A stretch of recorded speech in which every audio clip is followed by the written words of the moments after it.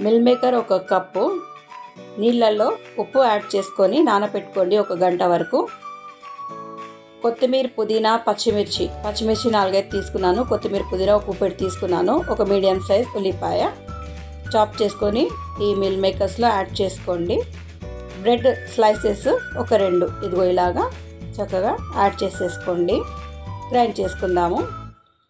ఇప్పుడు ఈ పేస్ట్లో మనము యాడ్ చేసుకున్న మసాలాలు చూపిస్తాను.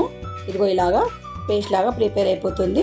ఒక బౌల్లోకి దీన్ని షిఫ్ట్ చేసేసుకోండి. Garam masala 1/2 teaspoon garam masala add చేసుకోండి. 1/2 టీ స్పూన్ జీలకర్ర పౌడర్, వేయించిన పౌడర్ అండి. ఒక 1/2 టీ స్పూన్ వరకు ఉప్పు యాడ్ చేసుకోండి. ఒక 1/2 టీ స్పూన్ వరకు కాశ్మీరీ రెడ్ చిల్లీ పౌడర్, ధనియాల పౌడర్ ఒక 1/2 టీ స్పూన్.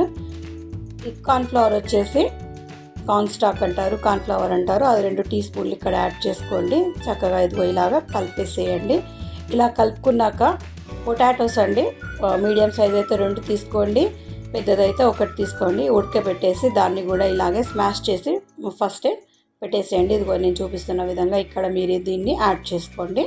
ఇలా యాడ్ చేసుకున్నాక చక్కగా మిశ్రమం ప్రిపేర్ అయిపోతుంది. మనం ఇక్కడ కబాబ్స్ ప్రిపేర్ చేసుకుందాము. షీక్ కబాబ్ అంటారండి. ఒకవేళ స్టిక్ కాకపోయినా కానీ షీక్కి మీరు దాన్ని ఇలా వదిలేసి కూడా కబాబ్ ఫ్రై చేసుకోవచ్చు. ఇలా 2 వైపులుగా పూలు వచ్చేలాగా చూసుకోండి. ఇదిగో ఇలా ఫ్రై చేసేసుకోవాలి. అన్ని బ్రౌన్ కలర్ వచ్చేంత వరకు ఫ్రై చేసేసుకోండి.